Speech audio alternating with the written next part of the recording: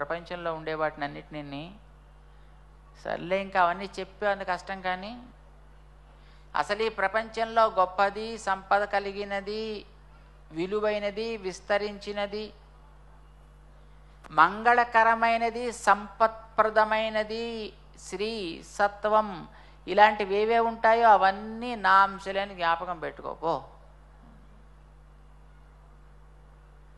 నా యొక్క ప్రభావం సాగరమైతే అందులో ఒక చిన్న అణువు. ఒకడెవడో ప్రపంచాన్ని ఆలగలిగేటంత గొప్ప జ్ఞానం కలవాడయ్యాడంటే నా అంశలో వాడికి ఇస్తే వాడు అంతవాడయ్యాడు.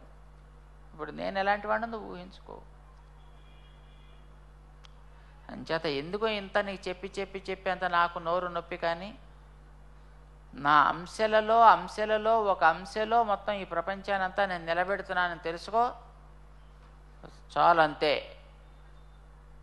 అని వివరించాడు 10వ అధ్యాయంలో. చూడండి, ఇంత వింటాం మనం, కానీ వాళ్ళు చిన్న సందేహం, నిజంగానా నువ్వు అంతవాడివేనా, అయితే చూపించు అన్నాడు అర్జునుడు. ఇదిగో చూపిస్తున్నా అన్నాడు. 11వ అధ్యాయం విశ్వరూప సందర్శన చేయిస్తాడు. ఇందులో మనం కూడా ఆ స్వామిని, మన ఎదుట కనిపించే స్వామిలోంచి విశ్వరూపాన్ని సాక్షాత్కరించుకునే ప్రయత్నం చేద్దాం. ఇందాక వాళ్ళ అమ్మకి చూపించాట కన్నయ్య, మన చిన్నారులు చూపించారు. ఇప్పుడు భగవద్గీతలో ఆయనే చూపిస్తున్నాడు. మనం చూసే ప్రయత్నం, మన మనస్ అనే మందిరంలో అక్కడి అంతరారామాల్లో సందర్శించే ప్రయత్నం చేద్దాం. బోల్ శ్రీకృష్ణ భగవాన్ కీ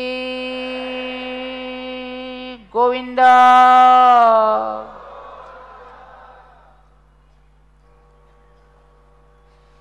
అథ ఏకాదశోऽధ్యాయః విశ్వరూప సందర్శన యోగః. అర్జున ఉవాచ